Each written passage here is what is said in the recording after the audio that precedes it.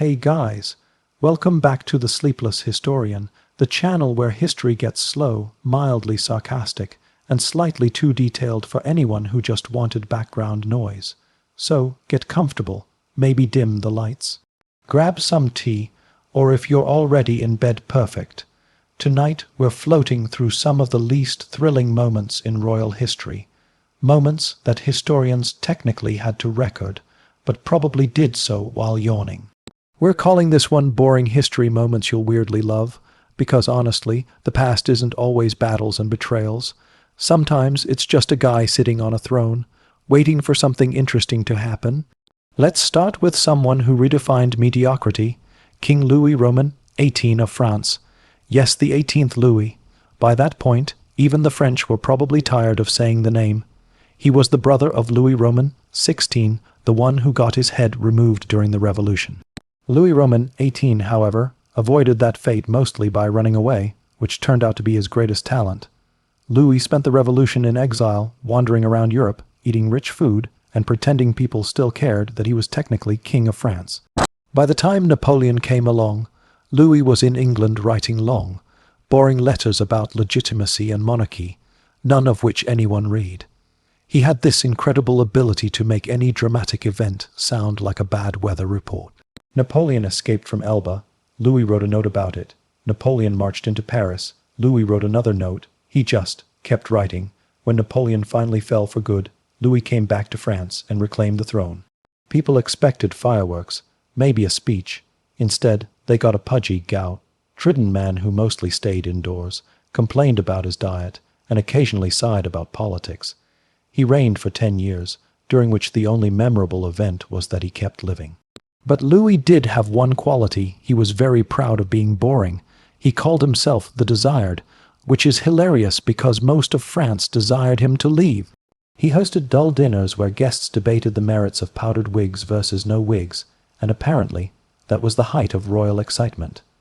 Let's float over to another royal master of monotony, King George Roman, 3 of Great Britain, the man everyone remembers for losing America. But honestly, he didn't lose it on purpose. He just wasn't paying attention. George Roman III was deeply earnest, painfully proper, and wildly obsessed with farming. While his ministers argued over colonial independence, George was busy naming cows and writing essays about crop rotation.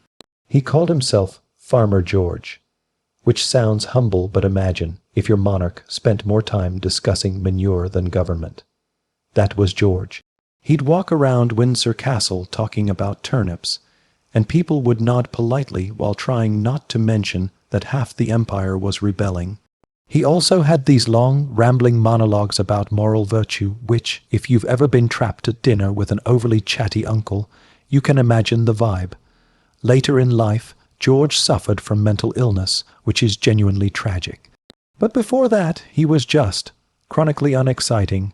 His idea of leisure was to catalogue clocks, not fix them, just catalogue them.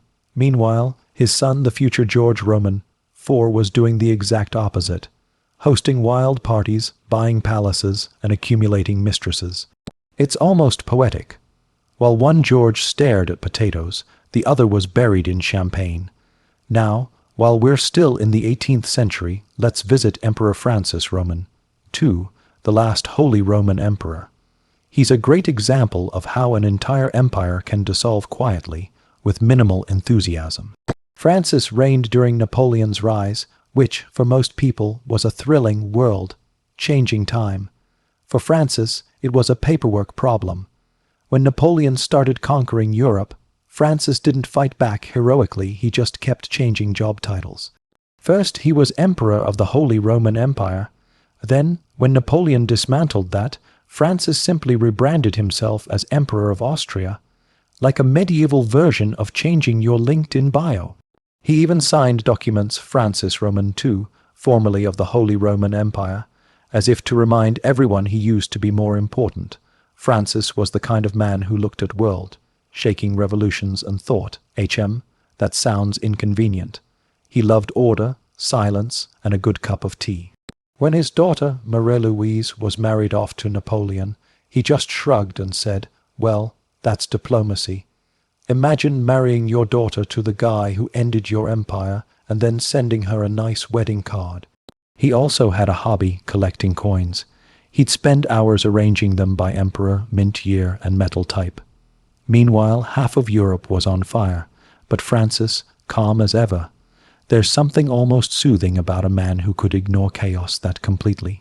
Speaking of emotional detachment, let's drift over to Philip Roman, III of Spain, a king so uninterested in ruling that he essentially hired his best friend to do the job for him.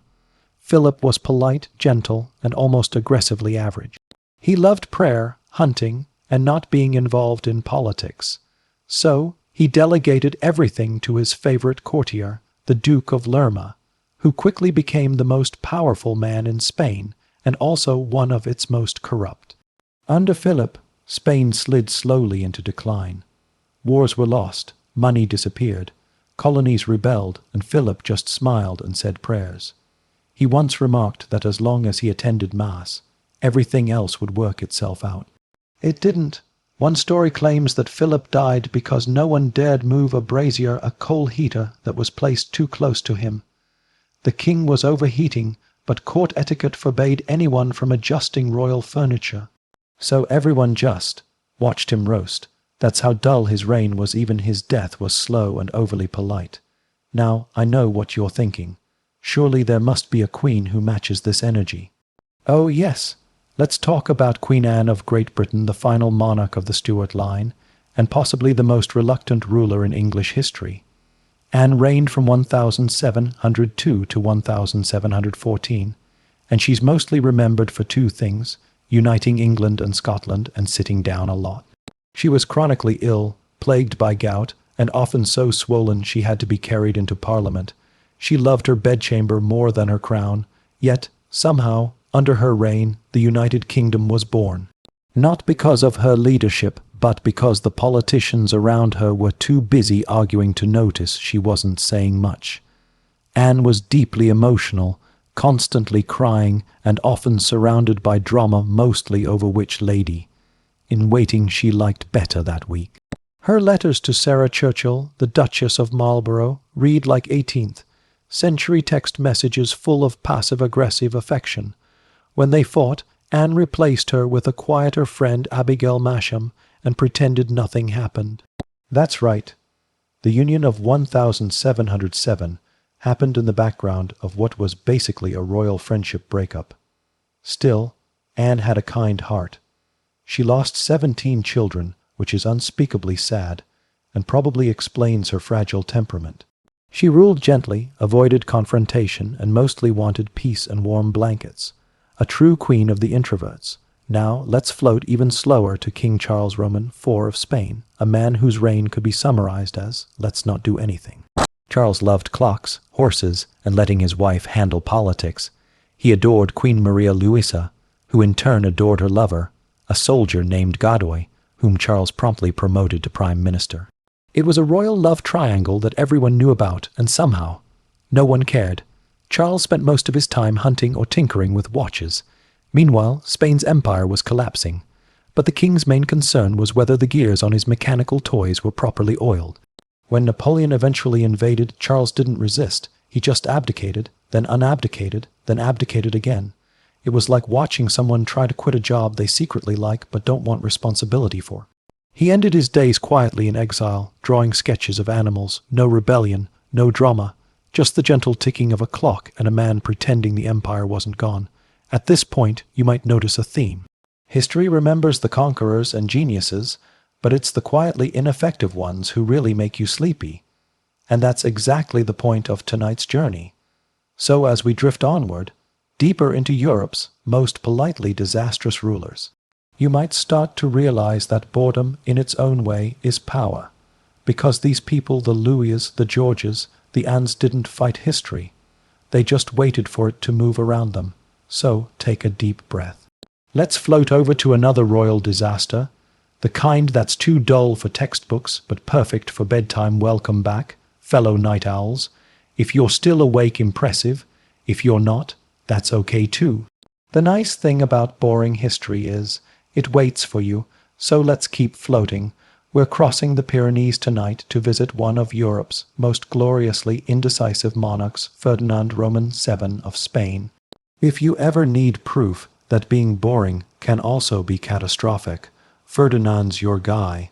He became king in 1808, just as Napoleon was rearranging Europe like a child bored with his toy soldiers. But Ferdinand had a special talent.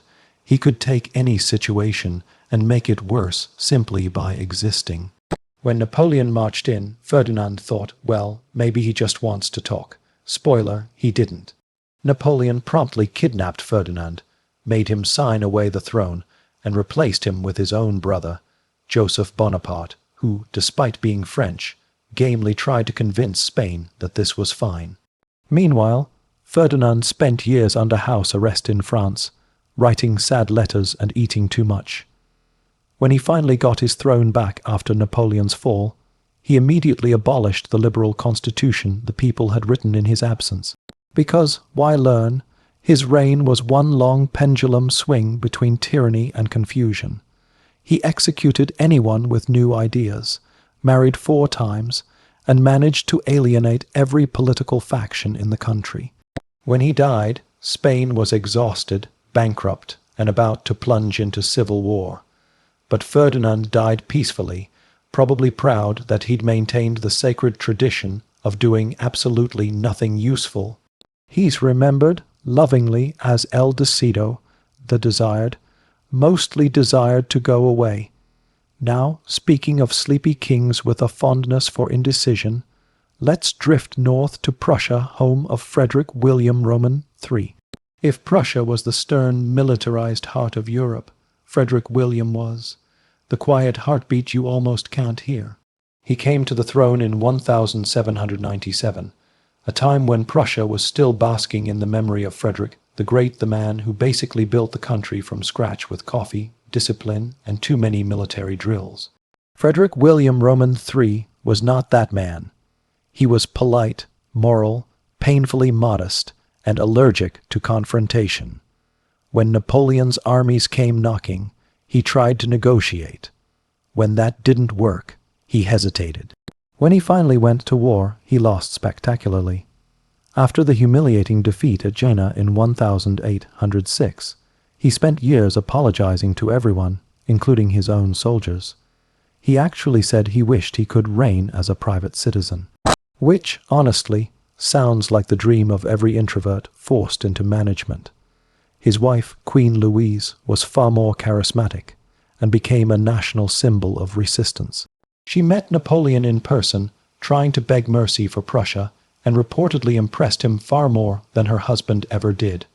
Frederick William admired her deeply, and after she died young, he wore mourning black for the rest of his life. Sweet, yes, but also a bit on brand, emotional, sentimental, and unable to move forward. He ruled for 43 years. The most notable thing he did was not modernize his country. His idea of reform was mild tax adjustments and reorganizing regiments by height. By the time he died in 1840, Prussia was somehow both powerful and hopelessly behind. A perfect summary of Frederick William's personal energy. Now, let's float east into the icy, orderly world of Emperor Nicholas I of Russia. He's often described as the Iron Tsar, which sounds impressive until you realize it mostly refers to how rigid and unimaginative he was. Nicholas didn't like change, he didn't like discussion, and he certainly didn't like anyone doing anything unexpected.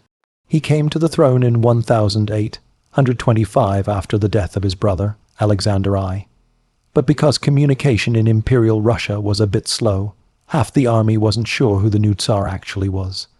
The resulting confusion led to the Decembrist revolt, where young officers demanded a constitution. Nicholas responded with the enthusiasm of a man confronted with mild paperwork. He crushed it instantly. His reign was one long campaign against dangerous ideas. He censored books, spied on everyone, and built one of Europe's most suffocating bureaucracies. Under Nicholas, you needed official permission to think. But, and here's the twist, he wasn't evil, just obsessed with tidiness. He'd personally read police reports about what students were reading at universities. He even once ordered an inspection of a school because he'd heard the pupils were laughing too much. Can't have that. Education should be a solemn affair. He also loved parades, endless, perfectly synchronized military parades where everyone wore identical uniforms and no one smiled. It was his idea of heaven, thousands of people doing exactly the same thing at the same time.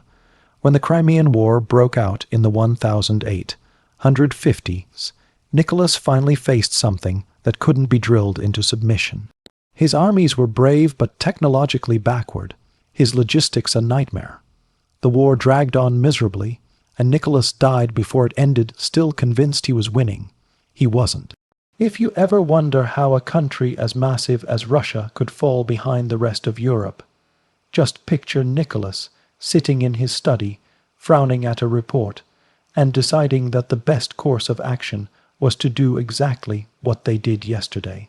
Now, drifting gently west again, let's spend a few quiet moments with Leopold I of Belgium, a man who managed to make founding a new country seem like a minor administrative task. Leopold was originally a German prince who married into British royalty.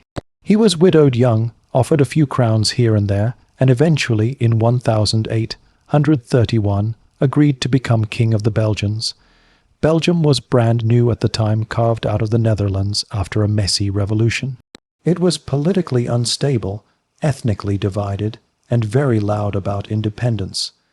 Leopold's response, a polite shrug. He ruled calmly, rarely smiled, and spent most of his time writing letters to Queen Victoria, who happened to be his niece, giving her advice about monarchy and marriage. She called him my beloved Uncle Leopold. Everyone else called him the man who looks like he's perpetually reading an instruction manual.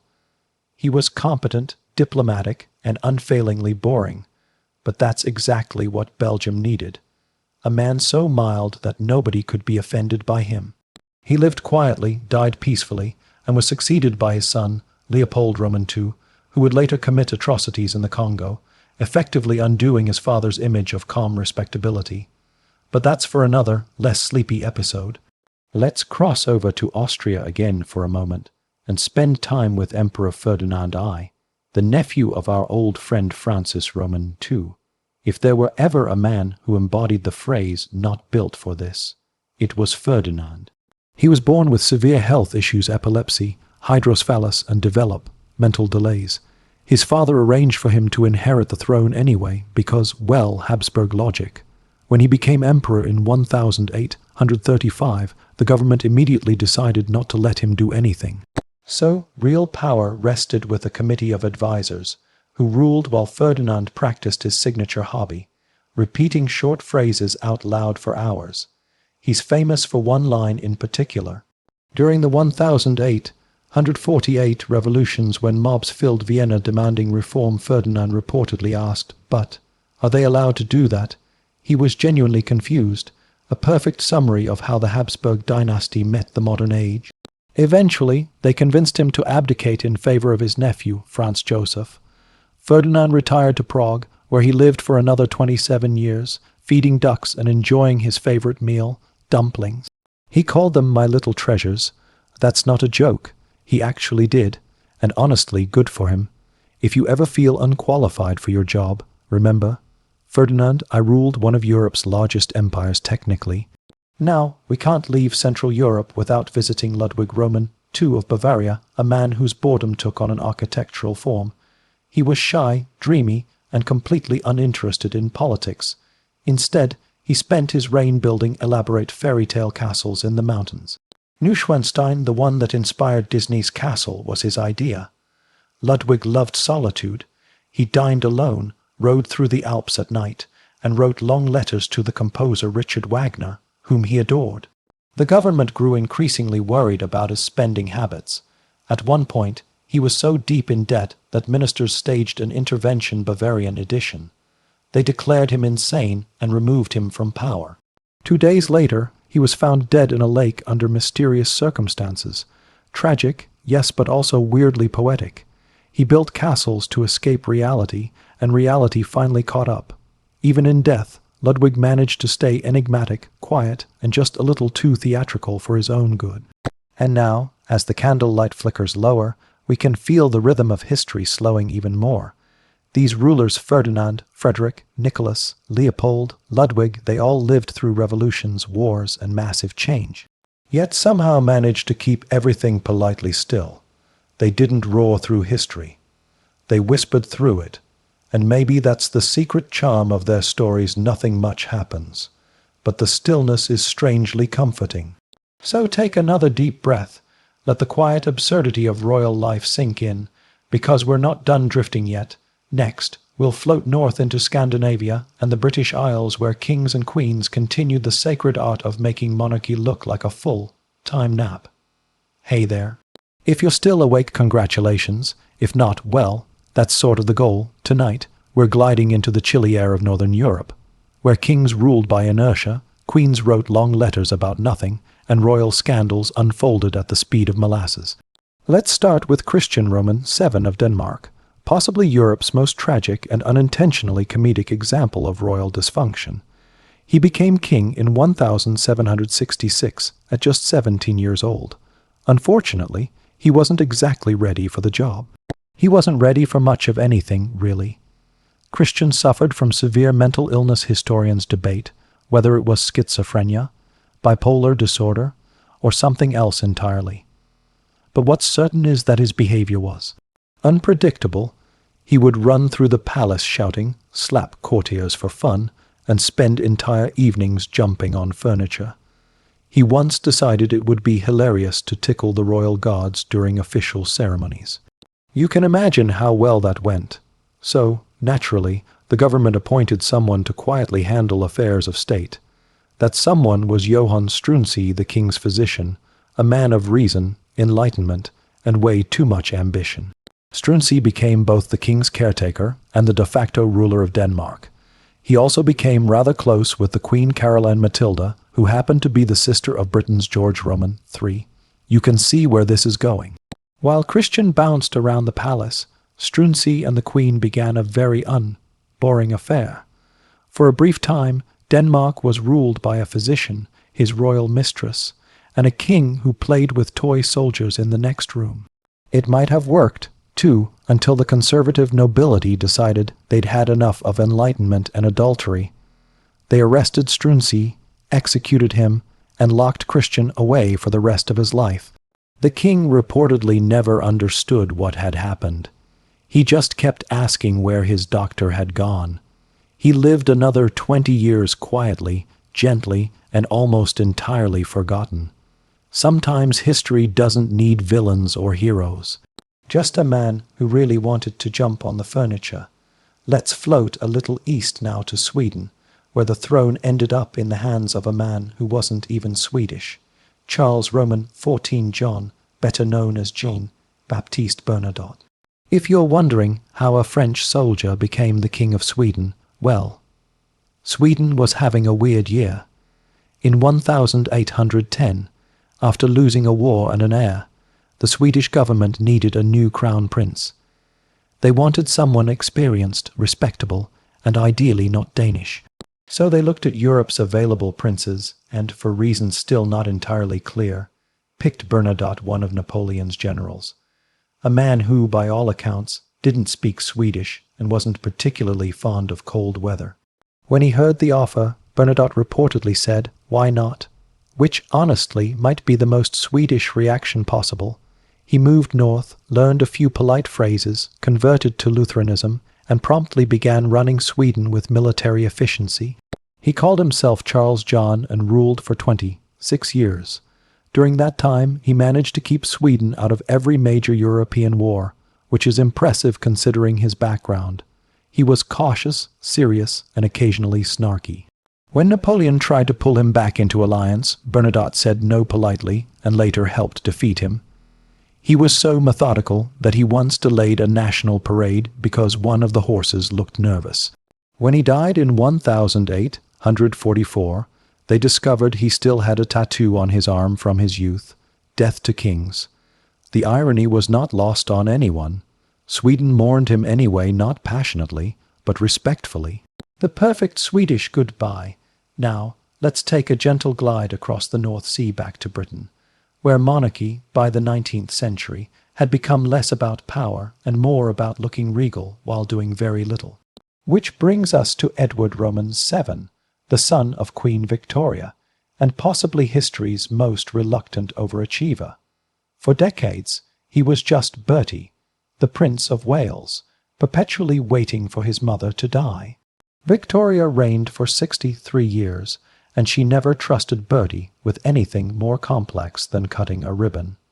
She thought he was lazy, shallow, and too fond of women, and, to be fair, she was right about two of those things. By the time he became king in 1901, he was 60 years old, tired, and slightly overweight from decades of banquets. He ruled for only 9 years, but he managed to modernize the monarchy simply by being friendly. He hosted lavish dinners, made small talk with everyone, and turned diplomacy into a kind of social event. Politicians called it the Edwardian style. Everyone else called it parties. Edward didn't have deep thoughts about government.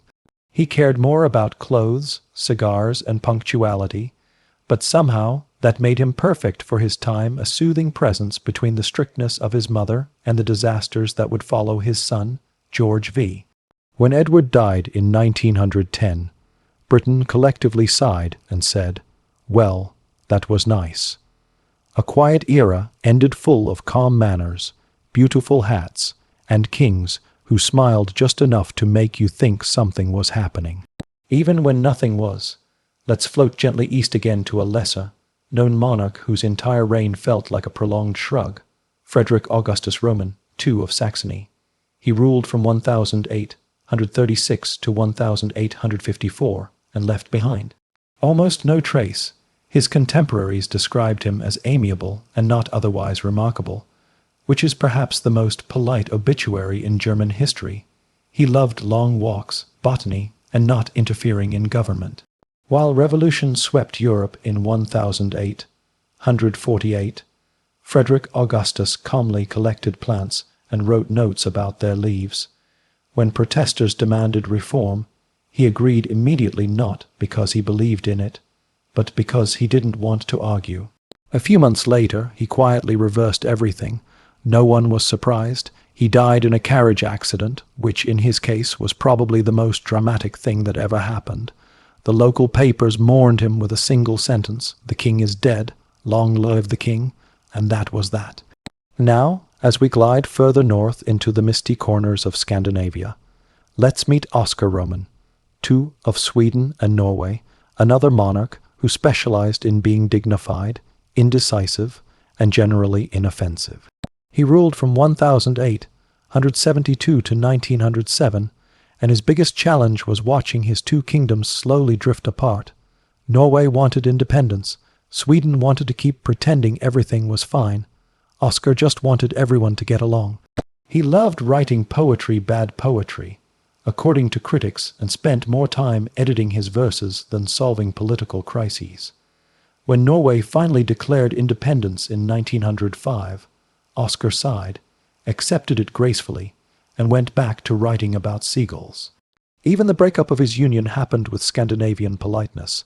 No blood, no drama, just a long meeting, a handshake, and a few melancholic stanzas.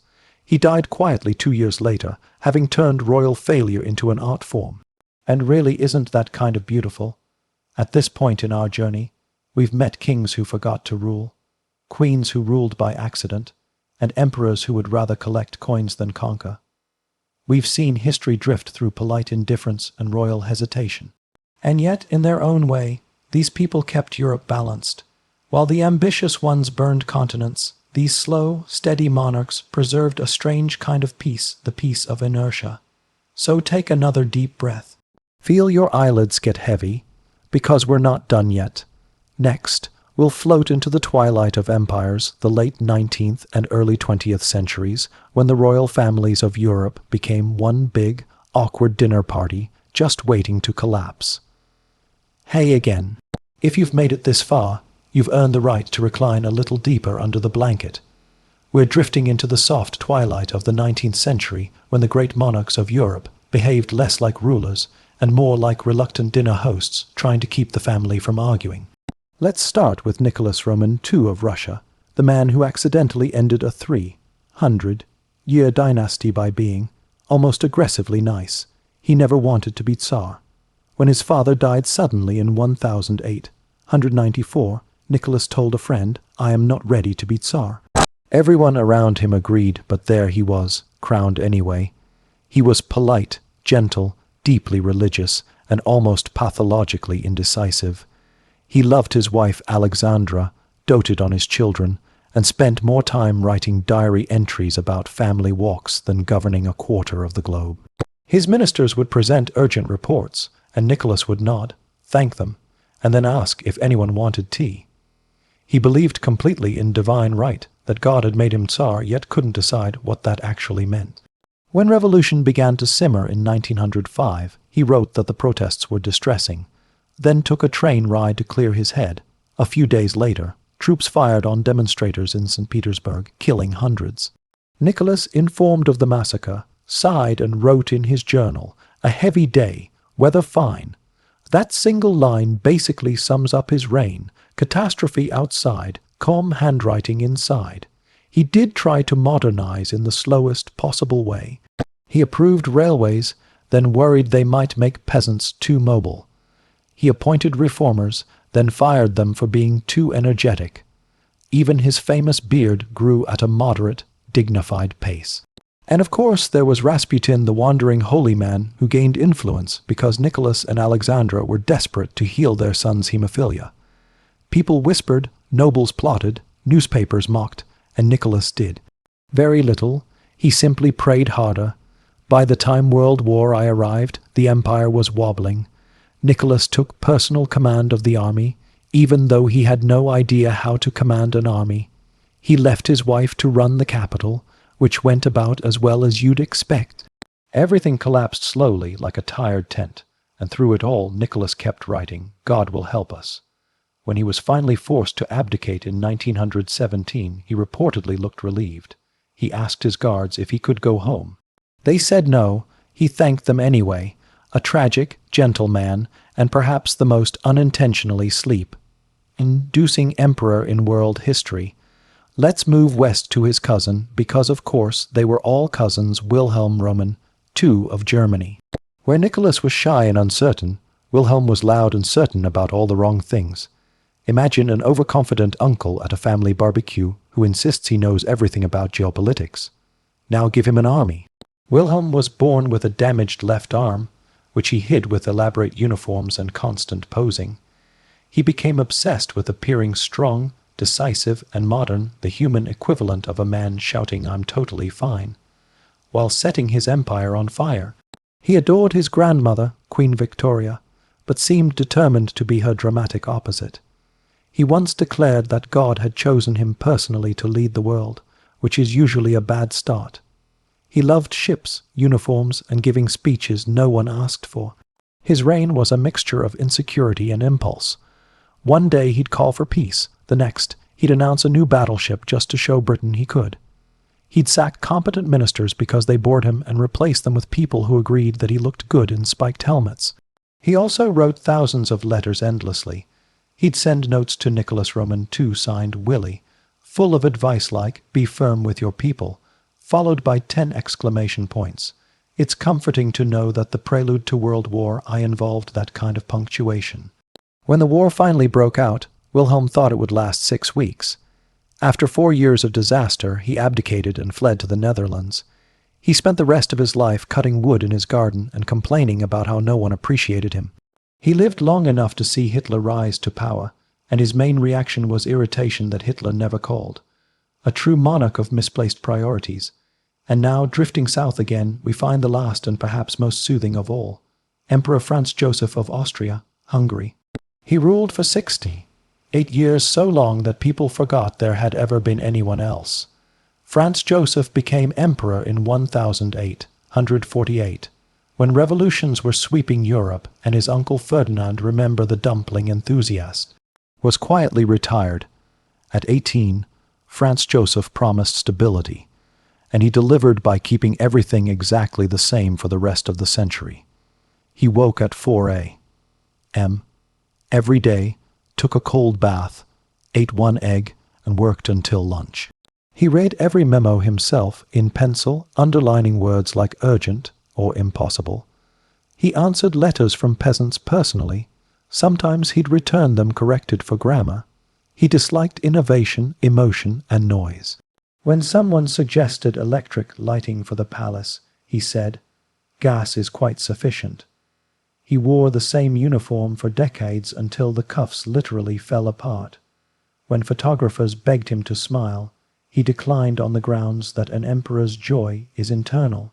His personal life, however, was anything but peaceful. His beloved wife, Empress Elizabeth Sissi, spent most of their marriage avoiding Vienna and writing melancholic poetry about seagulls.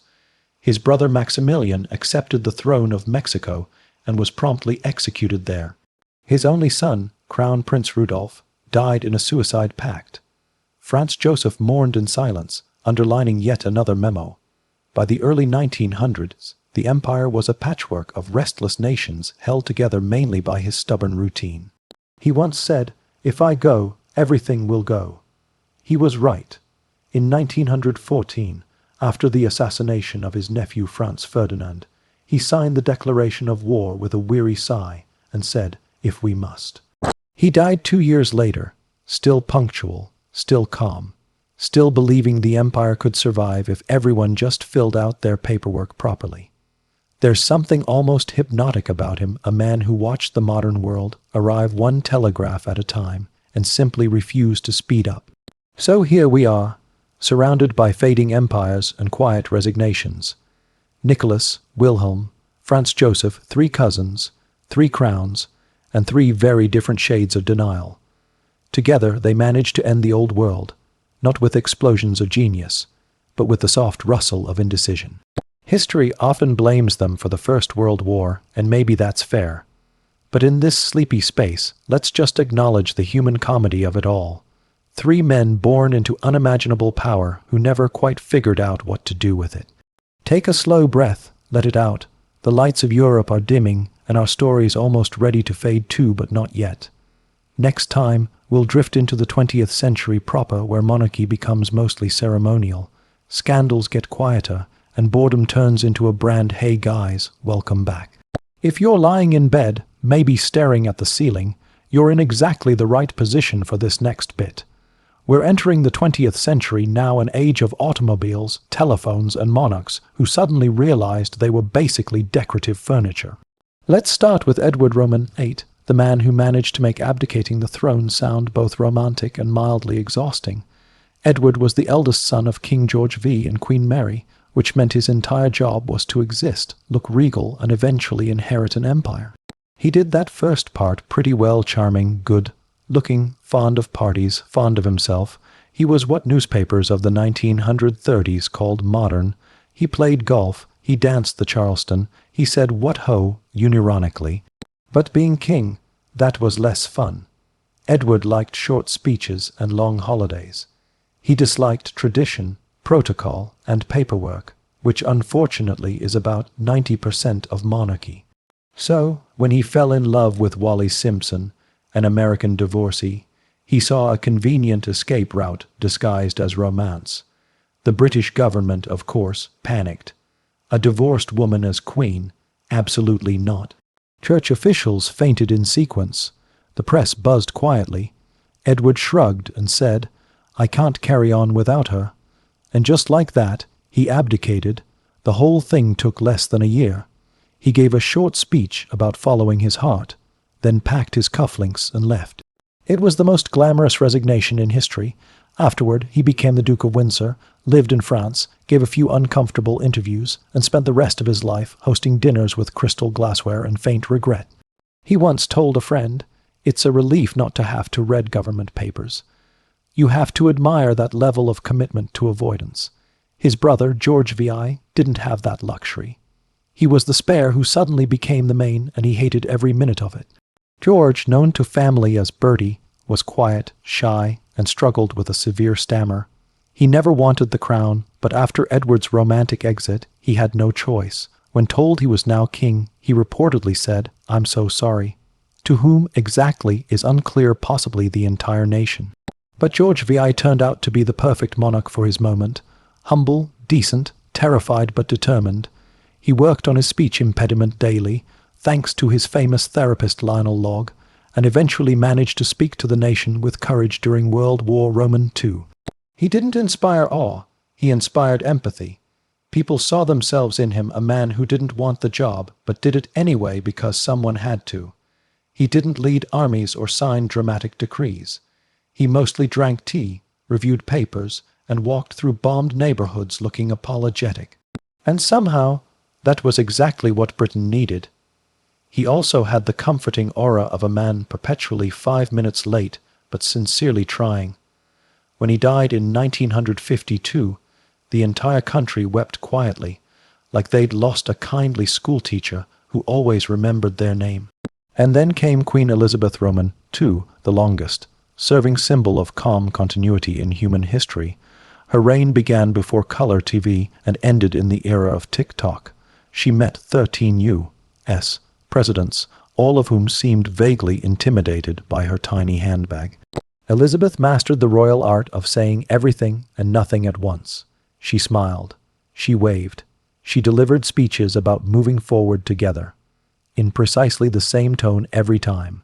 It was less leadership and more ambient reassurance. Her superpower was consistency. She wore the same style of dress for 70 years.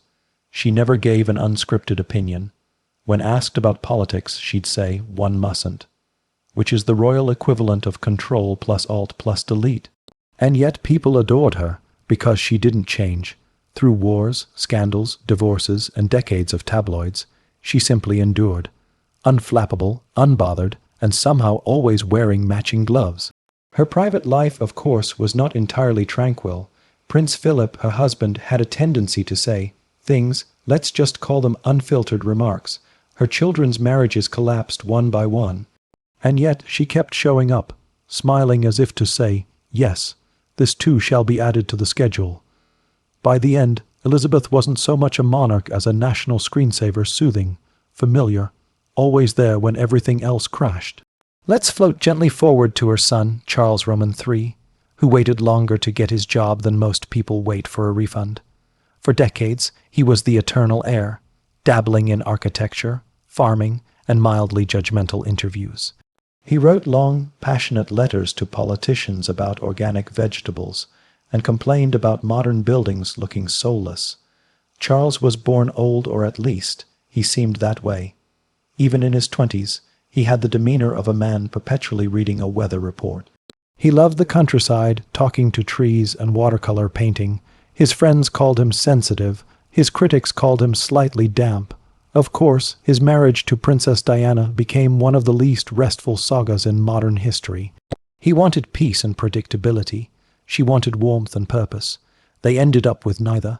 By the time of her tragic death, Charles had become a symbol of royal awkwardness, the man who couldn't quite get the public to like him, no matter how many hedgerows he complimented. And yet, he endured. Now, as king, his reign so far has been quiet, predictably quiet. He opens centers. He shakes hands. He occasionally mentions the environment in the tone of a man trying not to wake the neighbors. It's fitting a monarch of the mindfulness age, where serenity is the ultimate virtue. And as we drift toward the present, the monarchy itself feels more like a heritage museum than a ruling institution. It's a collection of symbolic gestures, velvet hats, and polite small talk, stretched over 1,000 years of habit, which is, in its way, rather comforting. There's something hypnotic about that, the idea that while governments fall and technologies change, there's still someone standing on a balcony waving at strangers in the drizzle. It's absurd. It's outdated. And it's exactly the kind of slow, sleepy continuity that history sometimes needs. So here we are at the edge of modernity. From the erratic emperors of Europe to the serene ceremonialism of Britain, we've watched power go from divine right to divine shrug.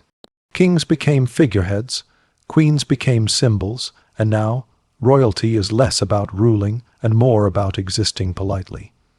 You might think that's boring and you'd be right, but it's also oddly peaceful. Because maybe that's the point.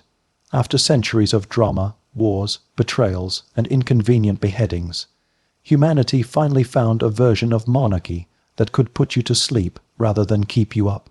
Take a slow breath. Let your thoughts drift like velvet curtains in an empty palace hallway. We've made it from medieval Europe to the modern crown, all the pomp, all the pettiness, all the polite yawns of history. And as you close your eyes, just remember, somewhere a royal is still waving dutifully at a crowd of people who aren't entirely sure why they're there. Sleep well, my fellow insomniac historian. The past may be long, but at least it's predictable. Hey guys, you've done the hard part. You've listened through centuries of noble confusion, royal paperwork, and softs, spoken tragedy. Now we're just drifting. This last bit isn't really about kings or queens anymore. It's about what happens when history stops trying to impress anyone. You see, for most of human existence, history was chaos wars, crusades, conquests, treaties, plagues. Everyone was trying to make their name stick in the record books. Greatness was loud, glory was noisy. Monarchs built statues of themselves just to make sure no one forgot who was in charge. But now history has mellowed out, and that's not a bad thing. If you think about it, most of what makes up the last century isn't spectacular drama, it's quiet progress, small improvements, people getting along slightly better than before. In the past, peace was the absence of war. Today, peace is just Tuesday. That's not exciting, but it's kind of the point. Somewhere around the mid-20th century, humanity collectively decided that constant upheaval was exhausting. We traded crowns for constitutions, swords for spreadsheets, and royal decrees for committee meetings. It's all very procedural. Imagine explaining the modern world to a medieval king. Yes, Your Majesty, we still argue about taxes, but now we do it on television and no one dies. He'd probably be confused, then relieved, then bored. And that's progress. Boredom, in historical terms, is a luxury. It means no one's currently burning your village or declaring war on your neighbor because of an insult at dinner. It means the biggest scandal of the week is a royal missing a handshake or a celebrity saying something awkward on camera. If that's not civilization, what is? Think about the last few centuries we've drifted through in this story. Every royal disaster, every awkward marriage, every historic decision, most of them didn't actually change much for ordinary people, but they make perfect bedtime stories. Because behind the absurdity, there's something deeply human. Everyone, from emperors to peasants, just trying to get through the day. Nicholas Roman II prayed and hoped everything would be fine. Franz Joseph filled out paperwork and believed in schedules. Elizabeth Roman II waved for 70 years straight. None of them really solved history. They just kept it running smoothly enough for the rest of us to keep going. It's weirdly comforting, the idea that history doesn't need heroes anymore. It just needs maintenance. If you listen closely to modern life, there's still a faint hum of history underneath. Parliaments debating, committees forming, reporters explaining. All of it feels dull compared to a coronation or a revolution. But this is the kind of dull that lets people sleep at night, because the alternative excitement, upheaval, shock usually comes with fire and shouting, and honestly, we've had enough of that. There's something noble about boredom. About the steady tick of a clock in a peaceful room. About paperwork being signed instead of swords being drawn. That's civilization's true endgame, not glory, but calm. So when people say history is boring, maybe that's actually the best review humanity could get. It means things have calmed down. It means we've collectively stepped out of the chaos and into the slow rhythm of ordinary days. Sure, we still have drama, but it's smaller, quieter, and easier to manage. Empires don't collapse, they just rebrand. Wars don't last centuries, they end in conferences. And kings don't conquer anymore, they host garden parties. It's absurd, it's peaceful, it's the sleepy lullaby of modern history. Let's take one last gentle stroll through the halls of time. The candles are almost out. The portraits are all staring quietly from their gilded frames. And somewhere in the distance, a royal footman is still polishing silverware for a dinner that will taste exactly like the last one. History doesn't end with explosions. It ends with routines, with a tea set placed exactly right, with a speech about moving forward, with a weary historian saying, "Well, that's quite enough for tonight." And that's where we'll leave it. So if you're still awake, congratulations. You've survived several dynasties, at least 3 world wars, a handful of abdications, and countless awkward family portraits. If you're asleep, that's fine too. You're resting exactly where history wanted you to, somewhere between slightly amused and completely indifferent. Because that's the true lesson of all this history, doesn't just teach us about the past. It teaches us how to be quietly content in the present. Thank you for staying with me tonight. May your dreams be filled with uneventful rains, predictable treaties, and long stretches of comfortable silence. Good night, and may your kingdom, however small, remain peacefully boring. Hey guys, if you can still hear my voice, congratulations, you've made it to the end of one of the least eventful journeys through history ever recorded. Or maybe you fell asleep somewhere around Franz Joseph's daily bath schedule, and you're hearing this in a dream. Either way, welcome to the outro. I hope you're comfortable, maybe half asleep, maybe wrapped in a blanket that's now a bit too warm, wondering vaguely what time it is. That's okay. Time doesn't matter here. It never really mattered to most of our royals either. What we've done tonight isn't just storytelling. It's time travel at its most unhurried. We've wandered through palaces and empty corridors, peeked at half-finished portraits, and watched entire empires drift gently into retirement. And maybe, just maybe, we discovered that boring history isn't really boring at all. It's just the part that doesn't explode, the part that lingers quietly between disasters, the part where people breathe, eat, worry, and write letters that no one reads anymore. That's where the real texture of history lives, in the pauses. If you've ever thought you're not doing enough, remember, most kings didn't either. Somehow, entire dynasties survived on the strength of polite conversation, inherited furniture, and well-timed naps. So if you're lying there now, eyes half closed, drifting in that liminal space between consciousness and dreams, congratulations. You're basically doing royal-level resting. Even history needs its quiet hours. And before we go, let's just picture it, the great museum of the past. After closing time, the lights dim. The wax figures of emperors and queens stare silently into nothing.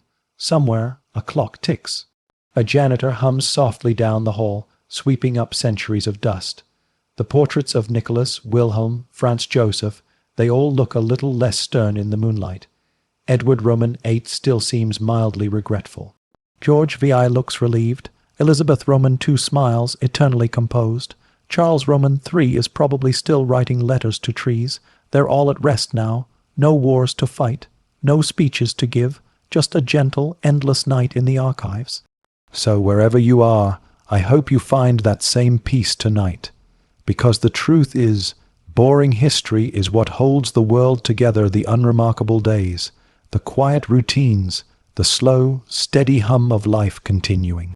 No fireworks, no fanfare, just another sunrise over the ruins of yesterday, shining softly on whatever comes next. Thanks for listening. You've been wonderful company on this long, lazy drift through time. I'll see you again soon, somewhere between the 16th century and your next nap. Until then, keep your tea warm, keep your expectations low, and let history stay perfectly, peacefully boring. Good night. Hey guys, tonight we're filing into one of history's quietest revolutions, not fought with swords, not sung in ballads, but scribbled in triplicate. This is the rise of the bureaucrat, the unsung hero of tedium, the saint of stationery, the quiet conqueror of chaos. It all began when kings realized that ruling was, frankly, a lot of work. War was easy. You just yelled, pointed, and hoped for victory. But governing, that required ledgers, census data, grain inventories, tax receipts, and the occasional royal seal in red wax. At first, monarchs tried doing it themselves badly. Then they delegated to nobles worse. Eventually, someone bright came up with the idea of hiring people whose entire job was writing things down. And just like that, bureaucracy was born. Let's drift back to 15th century China, the Ming Dynasty, the original world champion of paperwork. The emperor ruled hundreds of millions of people and roughly 6 filing cabinets worth of mountains. To manage all that, he created a civil service so vast that even the civil servants had assistants who complained about paperwork. Becoming a government official in Ming China required passing an exam so difficult it made modern law school look like a quiz show. Candidates memorized thousands of classical essays, sat for 3 days straight, and wrote on topics like the proper relationship between heaven and punctuation. Those who passed got government posts, ink-stained fingers, and a lifetime supply of neck pain. They were the ultimate professionals of dull excellence men whose idea of excitement was a well-formatted decree. If an emperor sneezed, they wrote it down. If a bridge collapsed, they wrote it down twice. Centuries later, historians owe them everything, because when everyone else was fighting wars, they were keeping receipts. Europe caught up slowly. While emperors in Beijing were managing provinces like spreadsheets, European monarchs were still making decisions via hunch and wine. It wasn't until the 17th century that Europe discovered the joy of organized administration. Take Louis Roman XIV, the Sun King, the man who turned France into a glittering bureaucracy wrapped in velvet. He may have lived in Versailles, but most of his power came not from his crown, but from his clerks. Louis realized that if you kept your nobles busy filling out forms, they'd have less time to rebel. So he invented the paper war. Every minor decision required a form, a seal, and several signatures. If you wanted to build a bridge, you needed approval from 3 councils, and at least one man in a wig to write it down. It was absolute monarchy administered by absolute paperwork. And the amazing part, it worked. France became the envy of Europe, partly because everyone else was still improvising. Louis may have been the Sun King. But the true light came from candle-lit offices stacked with documents and men mumbling about ink prices. Then came Prussia, where bureaucracy became a national religion. Frederick the Great famously said, "I am the first servant of the state." And he meant it literally. He woke at dawn, reviewed reports, corrected grammar, and filed notes about everything from crop yields to goose theft. Prussian officials were trained to be emotionless, punctual, and terrifyingly efficient. They didn't fight wars for glory. They fought them so they could return to their paperwork. Even Napoleon, after conquering Prussia, admitted that its real weapon was the filing system. This culture of order and process became Europe's export to the modern world.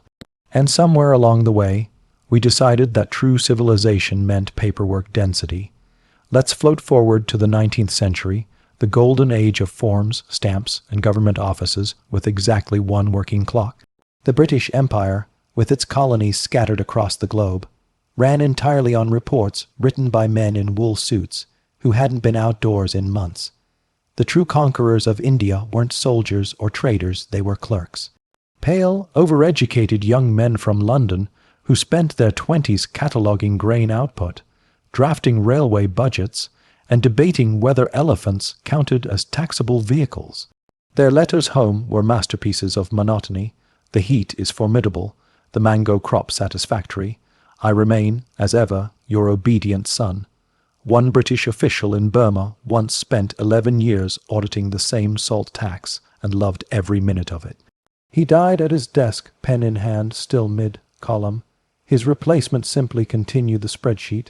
That's dedication. By the late 1800s, bureaucracy wasn't just a job, it was an identity. Max Weber, a German sociologist, called it the rationalization of modern life. He meant it as praise and a warning, because bureaucracy is hypnotic. It promises order but delivers delay. It gives meaning to meaningless tasks. It turns every empire into a network of memos, every revolution into a form to be filed. Even revolutionaries couldn't resist it. After 1917, Soviet Russia, the supposed destroyer of monarchies, immediately built the largest bureaucracy the world had ever seen. New rulers, same red tape. It turns out, overthrowing kings is easy. Organizing a postal system is hard. And if you're wondering how all this connects to the sleepy tone of tonight's story, it's simple. bureaucracy is history's natural sedative. It's the sound of civilization humming quietly, without drama or destruction. While artists were painting, generals were marching, and philosophers were arguing, somewhere a clerk was making sure the ink jars were refilled. And when the dust settled literally, it was that clerk's records that told us what actually happened. No bureaucracy, no history, just gossip and ruins. Let's pause for a moment and imagine the sound of it. The slow scratching of quills, the shuffle of parchment, the sigh of a man whose only ambition is to finish writing, approved, before supper. That's the heartbeat of order. When you think about it, bureaucracy is humanity's most peaceful invention. It channels ambition into timetables, replaces chaos with signatures, and gives anxious rulers something to hold that isn't a sword. It's dull, yes, but it's safe. And maybe that's why history became boring, because we finally figured out that the alternative was worse. So next time you're waiting in line at a government office or filling out a form that asks for your address 3 times, remember, you're participating in the grand tradition of empire management. You are, in your own small way, part of the machinery that keeps civilization running slowly, predictably, and blessedly without explosions. That's the beauty of bureaucracy. It's dull, it's maddening. And it's quietly keeping the world from falling apart. Hey guys, tonight, we're traveling back to an age when men in pith helmets and linen suits ruled half the world, on paper. Literally on paper, because for every explorer hacking through jungles, there were 50 administrators in an office somewhere, debating postage rates and rubber tariffs. The colonial administrator was a special breed. He wasn't a soldier or a poet, just a man who believed civilization could be achieved through forms, files, and firm handwriting.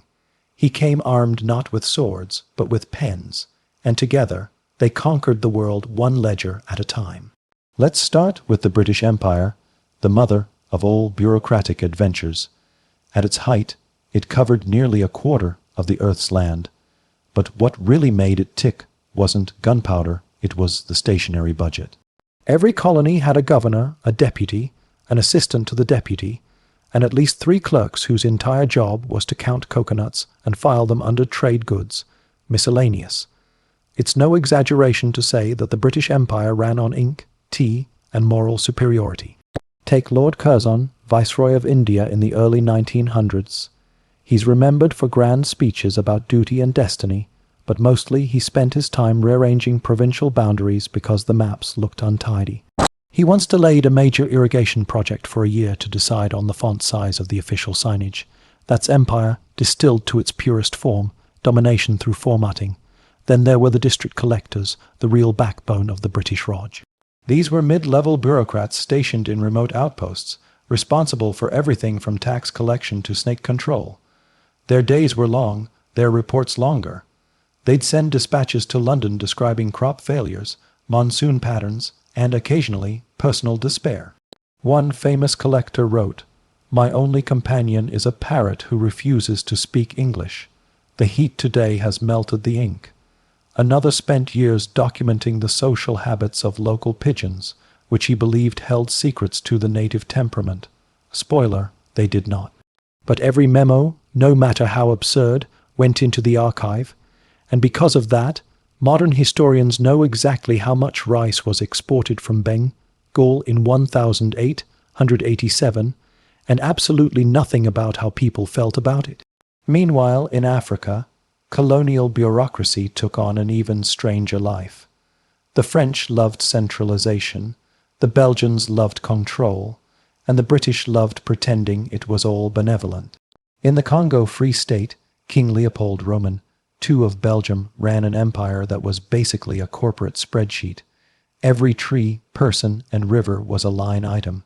His agents filed meticulous reports about rubber quotas, productivity, and costs, all while ignoring the human cost entirely. It was administration without empathy, efficiency without conscience, and yet it's chillingly familiar, because that same mindset of managing humans as data points quietly shaped the entire modern world. Let's float to French Indochina, where Paris dreamed of elegance, but reality smelled like damp paper and colonial melancholy. French administrators filled their days drafting memos about rice tariffs, while slowly dissolving in the humidity. They wrote home in existential despair, convinced their work was important, but secretly suspecting it wasn't. They were the bureaucrats of empire, halfway between civilizers and prisoners. One report from Saigon in 1008, 192 reads, "Morale remains low. The natives are indifferent to French civilization. The typewriters rust. You can almost hear the sigh. The Dutch East Indies had their own flavor of boredom." In Batavia, modern-day Jakarta, civil servants lived behind mosquito screens, surrounded by ledgers. Their biggest enemy wasn't rebellion, it was mold. Reports had to be rewritten constantly because the ink ran in the heat. And yet they persisted. Every coffee shipment, every sugar plantation, every birth and death went into the records. It's the reason historians today can reconstruct entire economies from those endless pages of administrative nothingness. The clerks didn't make history dramatic, they made it legible. Of course, bureaucracy didn't stop at the edges of empire. Back home in London, Paris, and Amsterdam, the real empire building was done in smoky offices filled with men who'd never left Europe.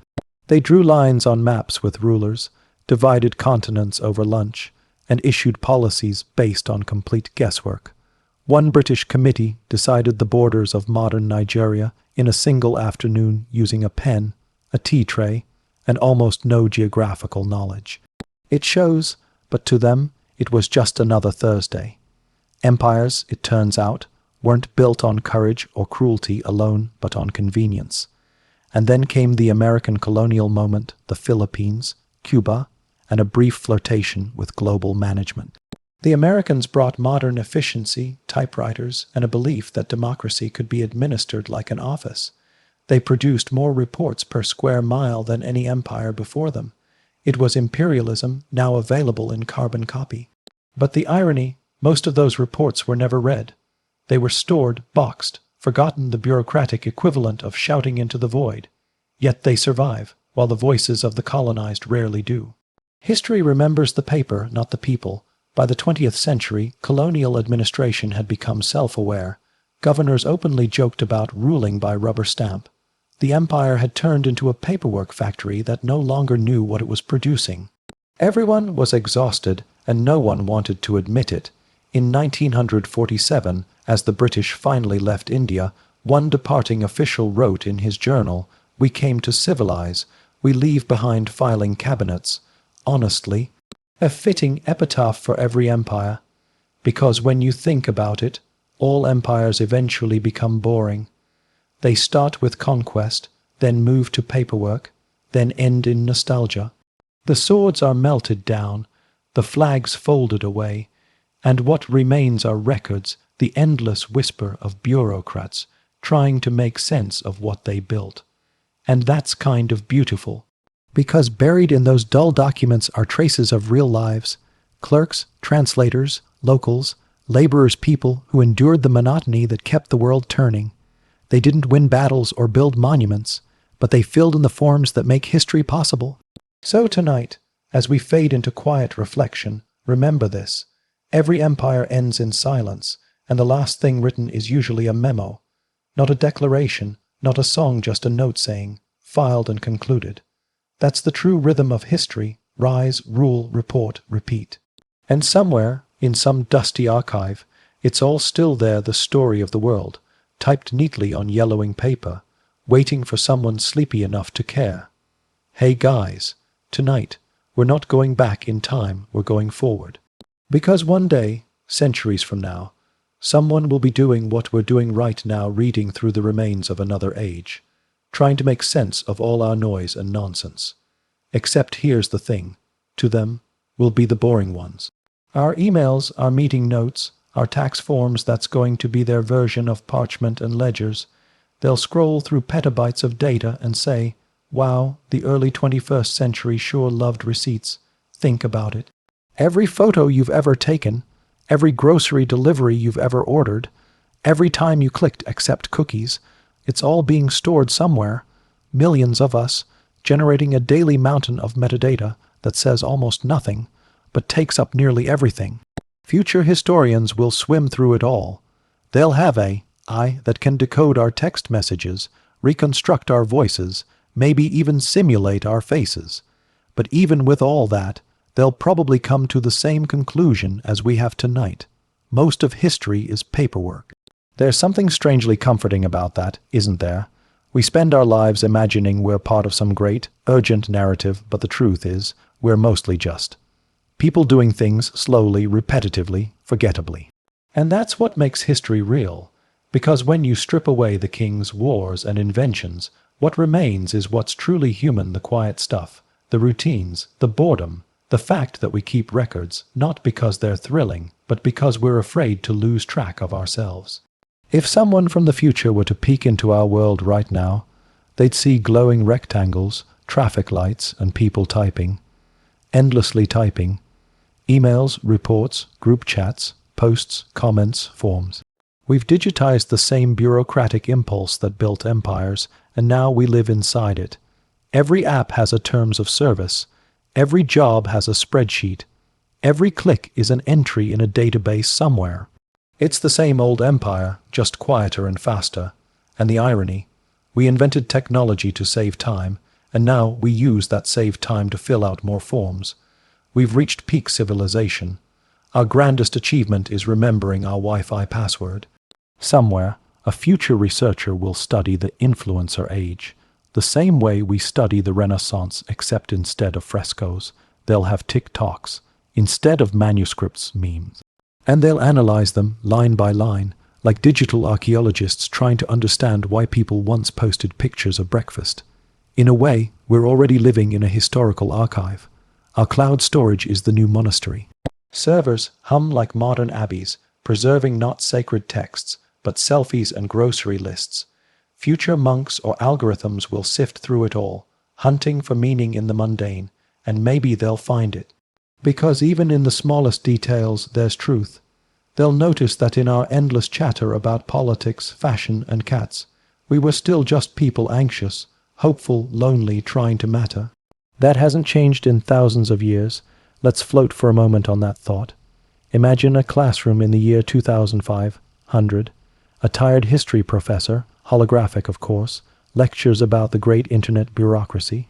She shows her students ancient screenshots, group chats, Amazon receipts, text threads that begin with "Hey, you up?" And she says, this was daily life in the 21st century, an empire of data where everyone documented everything and no one read any of it. The students nod. One falls asleep, and somewhere you're part of that lesson, your emails, your playlists, your search history, neatly preserved as a historical artifact. Congratulations, you're already history, but let's not pretend that's bleak. There's a quiet poetry in the ordinary, a beauty in the repetition, because the story of humanity has never really been about the spectacular, it's been about endurance. We persist, we document, we keep living even when it's boring. Especially when it's boring. That's what builds civilizations. When ancient scribes in Mesopotamia were etching grain tallies into clay, they weren't thinking about the future. They were just making sure the numbers added up. And yet, those little marks, dull, routine, purely practical, became the foundation of written history. So when you file your taxes, or fill out a form, or update your resume, you're continuing that same lineage of record, keeping humans who couldn't stop writing things down. In a very quiet, very bureaucratic way, you are part of history's most consistent plotline, the story of people trying to stay organized. So, what will historians of the future say about us? Maybe that we lived fast but thought slow. That we had everything but kept making to-do lists. That we were too busy recording our lives to actually live them. Or maybe, and this is the gentler version, they'll say we were trying to connect. Trying to make sense of a chaotic world through the tiny rituals of normal life. And honestly, that's not such a bad legacy. Now, as we ease into the final minutes of our story, let's return to the rhythm that carried us through every era tonight, the soft hum of civilization doing what it does best, existing quietly, repetitively, dependably, because history isn't made in moments of noise. It's built in the silence afterward when someone sits down to write it all down. So the next time you find yourself lost in some mind, numbing routine waiting on hold, sending another email, staring at another spreadsheet, just remember, you're contributing to the grand, eternal archive of human monotony. And one day someone might read it, slowly, sleepily, with headphones on, thank you for staying awake, or not. If you're still here, congratulations, you've just survived 2 hours of the softest, slowest dive into history's dullest depths. And you did it beautifully. Now go rest. The paperwork can wait until morning. End of boring history moments you'll weirdly love. Hey, you made it. 2 hours of history, quietly unrolling like parchment in candlelight. No battles, no shouting, no shocking twists. Just the slow, rhythmic breathing of the past, steady, familiar, and kind of comforting. It's funny, isn't it? We started with kings who couldn't stop fighting, drifted through clerks who couldn't stop writing, and somehow ended here in a world that still can't stop recording itself. History didn't get louder, it just got longer. Somewhere out there in a dark archive or a digital cloud, all of it waits. The letters, the ledgers, the memos, the maps, the files that no one reads, but no one dares to throw away. Because deep down, we all want to be remembered, even if only as a line in someone's database. And that's what history really is. It's not the kings or the wars, it's the notes, the traces, the reminders that we were here. That we thought and worked and worried about things that didn't really matter but mattered to us anyway. So tonight, if your eyes are heavy, that's okay. That's what this was meant for. Because history doesn't need to be thrilling to be beautiful. Sometimes it's at its best when it's barely moving, when it just sits there, quietly existing, like a candle that forgot it was burning. Let the images fade in your mind. A medieval scribe bent over parchment, a 19th century clerk sealing a letter with wax, a tired office worker clicking send. One last time before bed, different centuries, same story, humans just trying to leave a mark softly, politely, persistently, and maybe that's the secret. We think history is about grand events, but it's really about the small ones that repeat forever. The footsteps down a hallway, the scratching of a pen, the quiet sigh before another day begins. That's the heartbeat of civilization. It doesn't roar, it murmurs. So take one last slow breath. In through the nose. Out through the mouth. Let it all blur the names, the dates, the endless paperwork of time. Let the noise of the world soften until it's just you, floating in the long, gentle story of everyone who's ever lived. Because tonight, you're not just listening to history, you are part of it. One small, beautiful detail in the ongoing chronicle of the ordinary, and that's enough. This has been Boring History Moments you'll weirdly love. Thank you for wandering through time with me, one sleepy fact at a time. May your dreams be quiet, your thoughts orderly, and your inbox mercifully empty. Good night, historian, rest well. Tomorrow, history continues quietly, of course. Fade out. Hey guys, tonight, we're heading into a world that hums quietly beneath every city, the archives. It's the part of history that never makes headlines, never inspires epic movies, and yet, without it, no one would remember anything. The age of archives began around the late 19th century, when the world realized it had officially produced too much paper. Empires were shrinking, revolutions were aging, and every office on Earth was filled to the ceiling with ledgers, letters, and carbon copies that no one dared throw away just in case. So humanity invented a new religion, filing. Imagine it: miles of gray shelves under flickering lights, rows of brown folders labeled things like MISC, 1912 wheat prices duplicate copy, dust motes floating like ghosts of forgotten clerks, and the faint smell of paper that had slowly absorbed a century of size. The archive became the quietest monument ever built, a shrine not to glory, but to memory. Governments poured money into it. France built the Archives Nationales, a temple of paper stretching back to the 12th century. Britain, never to be out, bureaucratized, built the National Archives at Kew, where the Magna Carta quietly shares shelf space with decades of shipping invoices. The United States created the National Archives and Records Administration, which, if you think about it, is basically a giant warehouse of things Americans couldn't delete. The 20th century was the archive's golden age. Every major event, every law, telegram, photograph, and receipt had to be preserved, And the archivists, those calm guardians of the mundane, were the new knights of order. They didn't ride horses or wield swords. They wielded index cards, gloves, and quiet judgment. They spoke in whispers, moved like librarians in slow motion, and believed deeply that nothing should ever be lost. One American archivist famously said, "History is only what survives in the filing cabinet." He wasn't wrong. But by the mid-20th century, the problem got exponential. Wars, governments, corporations, everyone was generating records faster than they could be stored. Entire basements filled with boxes labeled temporary, which somehow never got thrown out. That's when the miracle appeared, microfilm, a technology so breathtakingly dull it deserves applause. Microfilm let you shrink entire libraries onto little rolls of transparent tape. Historians rejoiced, archivists wept with relief, and somewhere, a manager approved another memo about proper labeling protocols. The future, it seemed, was tiny but still boring. In the 1950s, archivists started speaking in new sacred terms: preservation, deacidification, and controlled humidity. They became part scientist, part monk. They wore white gloves, spoke reverently about the proper temperature for parchment, and occasionally lectured about the dangers of sunlight to cellulose fibers. These were history's quietest heroes, guardians of the fragile paper skeleton that held civilization together. While the world obsessed over the atomic bomb, space travel, and rock and roll, they were busy labeling folders.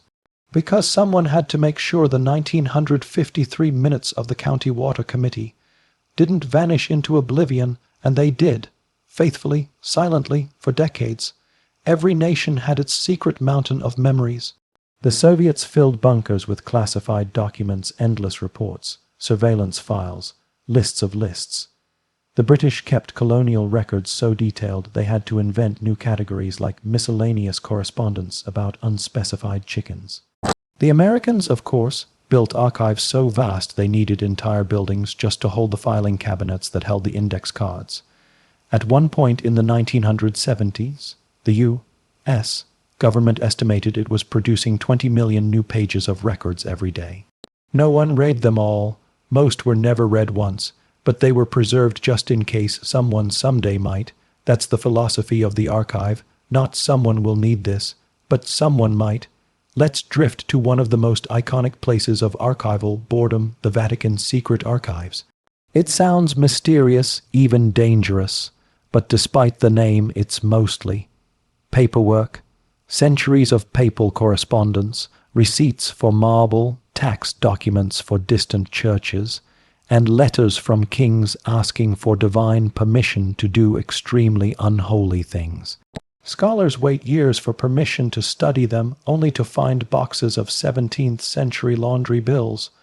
One researcher described it best: you expect to find revelations, instead you find invoices. That's the beauty of it. But here's the twist.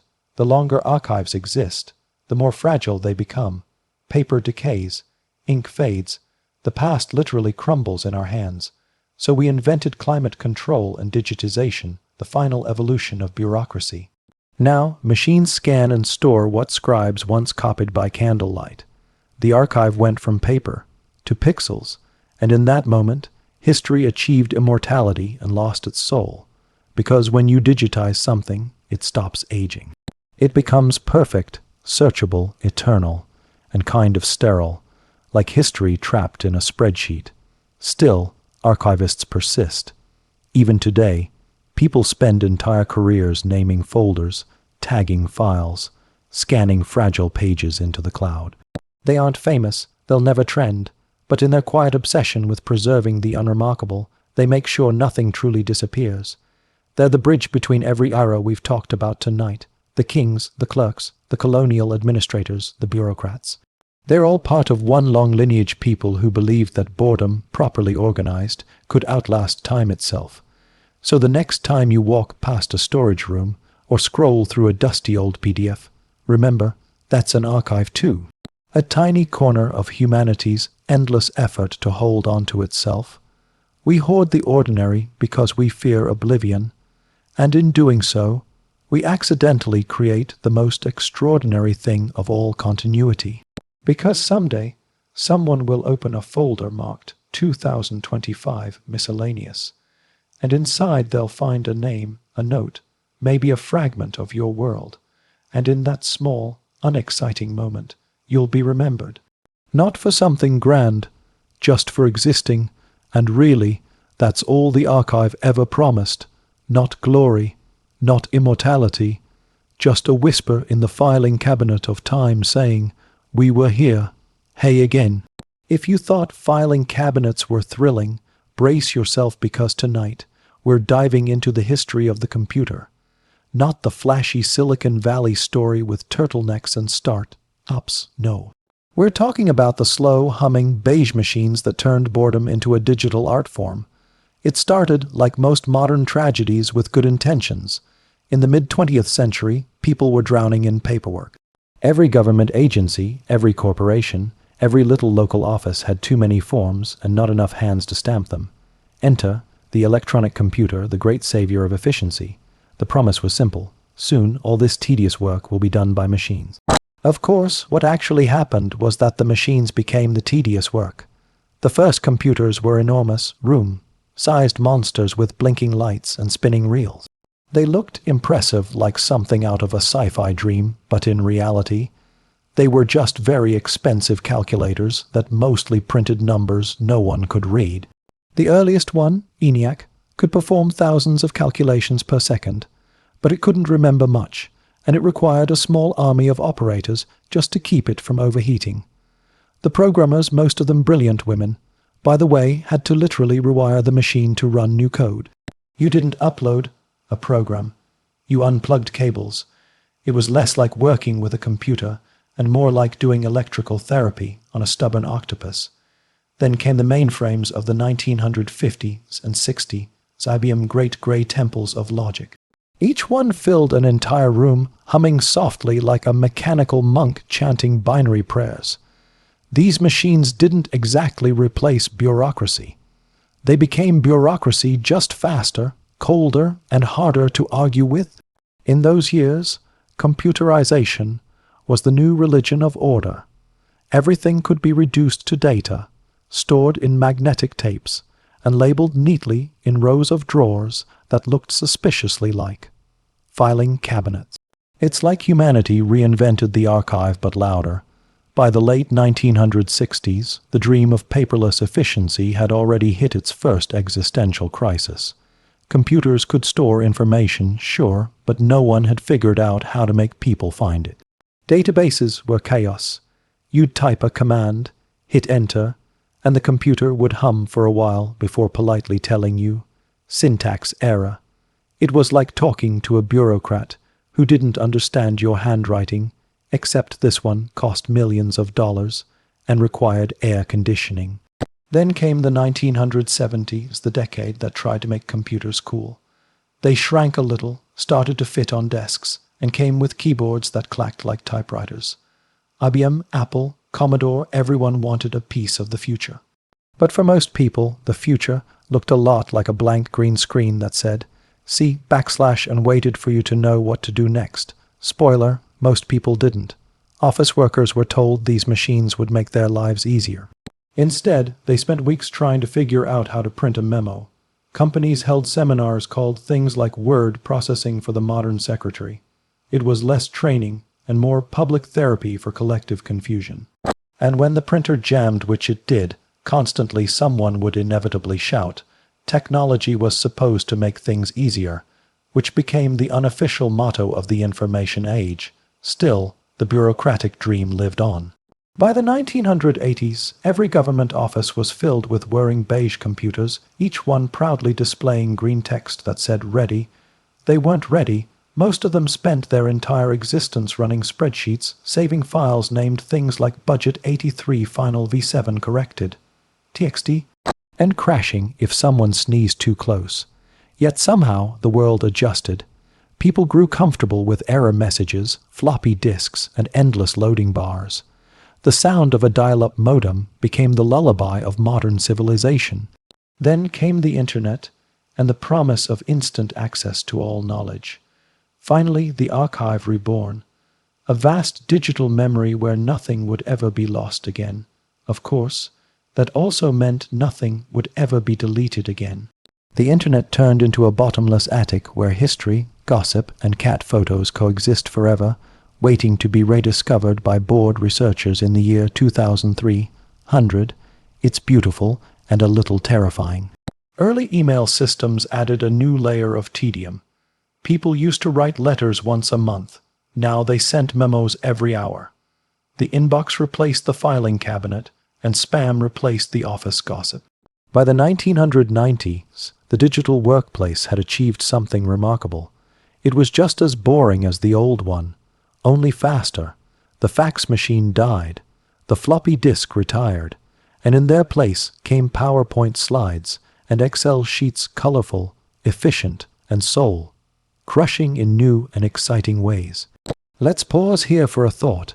The more we try to simplify our lives, the more complicated our simplicity becomes. We built machines to remember for us. Now we spend our days reminding the machines to remember correctly. You could say the age of computers didn't kill bureaucracy, it simply upgraded it to version 2.0, and just like that, the cycle continued. Where clerks once stamped papers, now IT departments manage tickets. Where kings once issued decrees, now CEOs send Slack messages. Where scribes once wrote by candlelight, we now type by LED glow. Different tools, same endless rhythm of documentation, correction, preservation. So if you've ever felt trapped in an endless spreadsheet, remember you're part of a sacred tradition. From medieval scribes to 20th century typists to 21st century coders, we're all just people trying to make sense of the mess we've made, one file at a time. That's the quiet irony of progress. The tools change, but the tedium remains eternal. Maybe that's what keeps the world running, the slow hum of systems too boring to fail. And as we float toward the final part of our long, sleepy journey through the history of boredom, we'll look at what all this really means. Because after the archives and the computers, there's one final frontier left us. The humans who keep building systems just to have something predictable to wake up to. Hey guys, you've made it.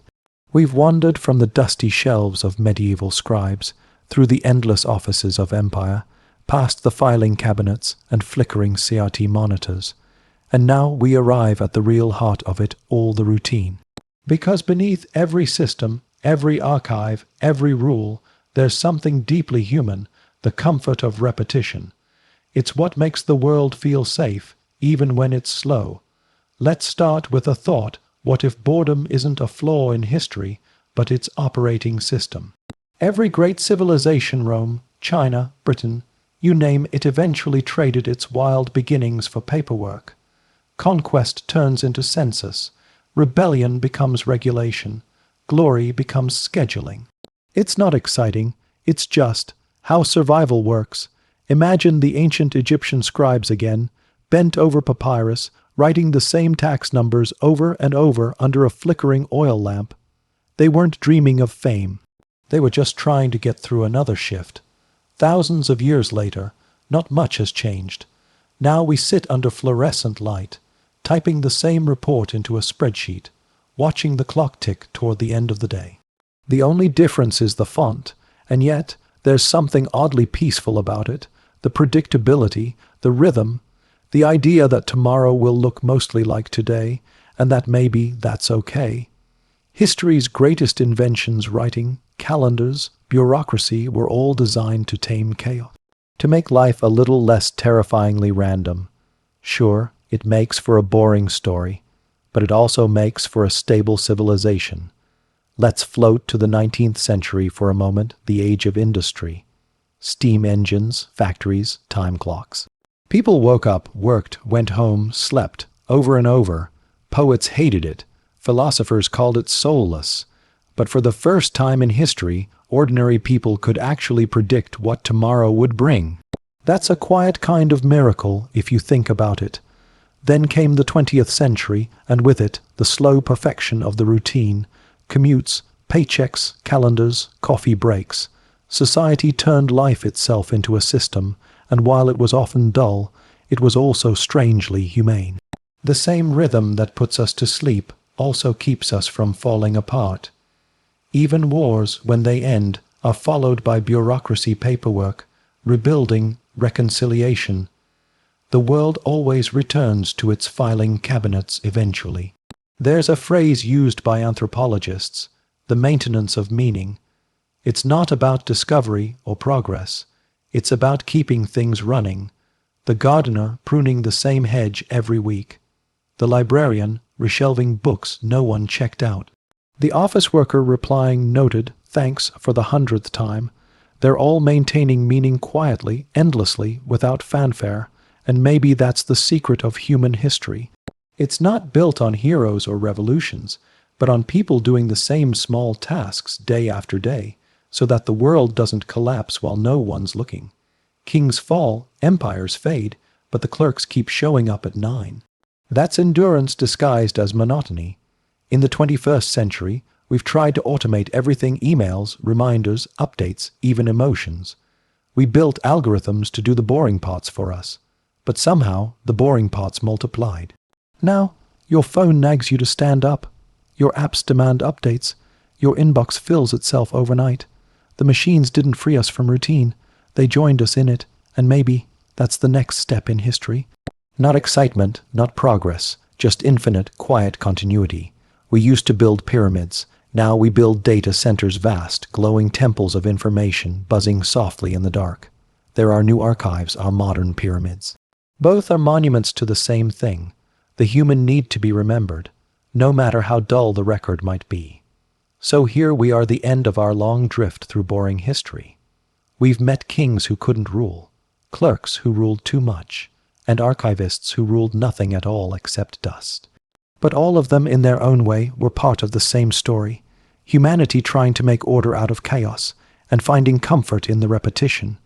You might be lying in bed now, eyes half closed, listening to this like a bedtime story for adults.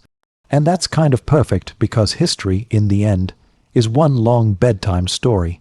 It repeats itself softly, changing just enough to stay familiar, lulling us through centuries of quiet progress. So the next time you feel bored at work, stuck in traffic, or lost in an endless chain of emails, remember, you're living history's most universal experience. You're part of the eternal routine, and maybe that's the point. Because without boredom, there'd be no memory, no continuity, no peace. Just chaos, and honestly, chaos is much harder to sleep through. So, close your eyes, let the hum of history fade into a gentle background noise. The kings are gone, the clerks are tired, the servers are humming softly in their endless night. Everything is filed, everything is in order, everything is still. Good night, historian. End of boring history moments you'll weirdly love.